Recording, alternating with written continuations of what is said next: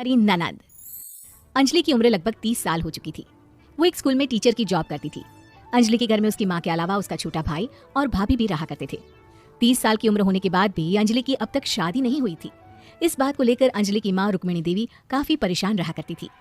माँ, मैं स्कूल जा रही हूँ, जरा मेरा टिफिन तो दे दीजिए। अब क्या पूरी जिंदगी मैं तुझे टिफिन बना कर देती रहूंगी? अरे कुछ सोचा भी अपने बारे में या बस ऐसे ही? क्या माँ, सुबह सुबह फिर वही बातें लेकर बैठ गई। माँ गलत क्या कह रही है अंजलि दीदी? इतनी उम्र हो चुकी है आपकी, माँ कब तक आपकी सेवा करती रहेंगी? भाभी, मैंने माँ को कब कहा कि मेरी सेवा करो? वैसे भी अपना टिफिन मैं खुद तैयार कर लेती हूँ, बस टेबल से उठाकर देने को ही तो कहा था। वैसे अंजलि दीदी, देखा जाए तो टिफिन उठाकर देने की उम्र तो आपकी है। आपका अपना घर परिवार बच्चे होते तो ये जिम्मेदारी आज आप पूरी कर रही होती। एक बात मेरी समझ में नहीं आती, अगर मेरी शादी नहीं हुई तो इसमें मेरी क्या गलती है? और तुम सब लोग मेरे पीछे क्यों पड़े रहते हो? अरे कुछ कहना क्या, पीछे पड़े रहना होता है? अपने छोटे भाई को देख, तुझसे 3 साल छोटा है लेकिन दो बच्चे खेल रहे हैं आंगन में। मुझे आप लोगों की कोई बात नहीं सुननी, जा रही हूँ मैं। और आप में से किसी को मेरा कोई काम करने की जरूरत नहीं है, मैं खुद संभालूंगी। इतना कहकर अंजलि वहां से चली जाती है। शाम को जब अंजलि अपने स्कूल से लौटकर घर वापस आती है तो उसने देखा कि पड़ोस वाली निर्मला चाची वहां पर बैठी हुई थी। क्या बात है अंजलि बिटिया, नौकरी करके वापस आ गई? जी चाची जी, कैसी हैं आप? मैं तो ठीक हूँ बेटा, तुम बताओ शादी के बारे में कुछ सोचा या नहीं? अरे रहने दीजिए ना, इससे तो शादी की बात करना ही बेकार है। कुछ भी कहो तो गुस्सा करती है, बात बात पर आंखें दिखाती है। माँ, आप ऐसा क्यों कह रही है? मैंने कब आप पर गुस्सा किया? अरे अंजलि बेटा, तुम्हारी माँ ठीक ही तो कहती है, 30 की होने आई हो, अब तुम्हें भी शादी वादी कर लेनी चाहिए। चाची जी, आप तो ऐसे कह रही हैं जैसे शादी करने से मैंने मना किया हो। रहने दीजिए निर्मला चाची, हमारी अंजलि दीदी को अभी तक उनकी पसंद का दूल्हा नहीं मिला ना, इसीलिए वो शादी नहीं कर रही। भाभी, ऐसी कोई बात नहीं है। अरे तो फिर क्या बात है? तुम्हारी माँ ने तुम्हारे लिए इतने रिश्ते ढूंढे लेकिन तुम्हें कोई पसंद ही नहीं आता। क्या है ना चाची जी, हमारी ननद रानी नौकरी जो करती है ऐसे ही थोड़ी ना किसी को पसंद कर लेंगी।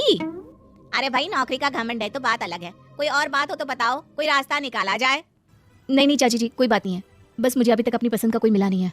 सुन लिया आपने, इस लड़की के तो पर निकल आए हैं और इतनी उम्र में अपनी पसंद का कोई मिलेगा भी नहीं इसे। माँ, आप मेरी शादी को लेकर हमेशा मुझे ताने क्यों मारती रहती हैं? अपनी माँ की बातें तो ताने लगती है। ताने हैं? बताओ, मैंने कुछ गलत कहा क्या? देखो ये सब छोड़ो, मेरी दूर की बुआ का बेटा है, उसकी अभी शादी नहीं हुई है, उम्र होगी कोई 34-35 साल। आप कहें तो बात आगे बढ़ाऊं? अरे हाँ हाँ, क्यों नहीं, ये भी कोई पूछने की बात है। अरे जल्दी से लड़के को यहाँ बुला लो। माँ, आप मुझसे पूछे बिना मेरी शादी की बात करने जा रही हैं, और मेरी उम्र 30 भी पूरी नहीं हुई है। निर्मला चाची कह रही है कि वो लड़का 35 साल का है। अंजलि दीदी, आपको क्या लगता है इस उम्र में कोई फिल्म का हीरो आएगा आपके लिए? देखिए, अब पसंद और नापसंद की बात तो रहने दीजिए, पसंद करने की उम्र तो आपकी निकल चुकी, अब तो जो भी मिले उसी से शादी कर लीजिए, इसी में भलाई है। तेरी भाभी बिल्कुल ठीक कह रही है, अब जैसा रिश्ता मिले उसके लिए हाँ कर देना ताकि हम भी गंगा नहाए। ठीक है, चलिए मैं उस लड़के को कहती हूँ, वो कल ही अंजलि को देखने आ जाएगा। अगले दिन निर्मला चाची के दूर का रिश्तेदार अंजलि को देखने उसके घर आता है। उसका नाम था अजय। अंजलि जी, तो आप नौकरी करती हैं, वो भी स्कूल में?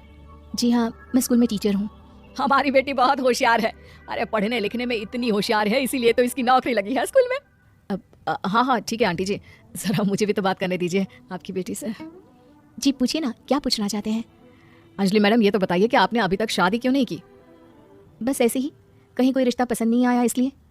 लेकिन क्या मैं आपसे पूछ सकती हूँ कि आपने शादी क्यों नहीं की? अंजलि, क्या कर रही हो तुम? लड़कियों को इस तरह की बातें नहीं शोभा देती। रहने दीजिए आंटी जी, आपकी बेटी काफी पढ़ी लिखी है, मैं उनके सवाल का जवाब दे ही देता हूँ। वो क्या है ना, मुझे भी अभी तक अपनी पसंद की कोई लड़की नहीं मिली। अच्छा अच्छा, कोई बात नहीं। वैसे आपकी तनख्वाह कितनी है, कितना कमा लेती है महीने का? जी यही कोई 25,000 महीने। बस 25,000? इतने से क्या होता है? इतने से तो आजकल घर भी नहीं चलता। आपके कहने का क्या मतलब है? अरे मैं तो ये सोच कर आया था कि नौकरी वाली लड़की है, आराम से 40,000 कमाती होगी। माफ कीजिएगा, आपका और मेरा रिश्ता नहीं हो सकता। जी कोई बात नहीं, मुझे भी आपके साथ शादी करने में कोई इंटरेस्ट नहीं है। अंजलि, किस तरह की बात कर रही हो? घर आए रिश्ते को ठुकरा रही हो तुम। दीदी, अब इस उम्र में आपको इतनी अकड़ नहीं दिखानी चाहिए। अच्छा खासा रिश्ता हाथ से निकल गया, कहीं ऐसा ना हो कि जिंदगी भर कुंवारी ही रह जाओ आप। कुछ दिन और ऐसे ही निकल जाते हैं और अंजलि की शादी कभी नहीं होती। अंजलि के परिवार वाले बिंदास उसे ताने मारते रहते हैं, लेकिन अंजलि एक बड़ी नौकरी की तैयारी करती है और उसमें सिलेक्ट होने के बाद अंजलि को एक बहुत बड़ी नौकरी मिल जाती है। अब तो दीदी के नखरे और भी ज्यादा बढ़ जाएंगे भाई, अब तो इतनी बड़ी नौकरी जो लगी है, अब इनकी शादी होने से रही।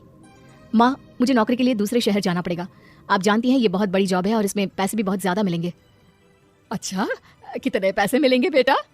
माँ, मुझे हर महीने 90,000 90,000 सैलरी मिलेगी। क्या? अरे वाह वाह, ये तो बहुत अच्छी बात है। लेकिन फायदा क्या? कितने भी पैसे मिले, शादी तो हुई नहीं ना तुम्हारी। अंजलि नौकरी करने के लिए दूसरे शहर में चली जाती है और जब कुछ महीनों के बाद वो वापस घर आती है तो उसे अपने पति के साथ देखकर उसके घर वाले हैरान रह जाते हैं। अरे अंजलि, तूने शादी कर ली और हमें बताया तक नहीं। और दामाद जी करते क्या हैं? इतनी बड़ी कार है उनकी। माँ, मैं आपको सब कुछ बताना चाहती थी लेकिन आप सबकी ताने सुनकर बहुत दुखी हो गई थी और इसलिए मैंने अपनी पसंद से शादी कर ली।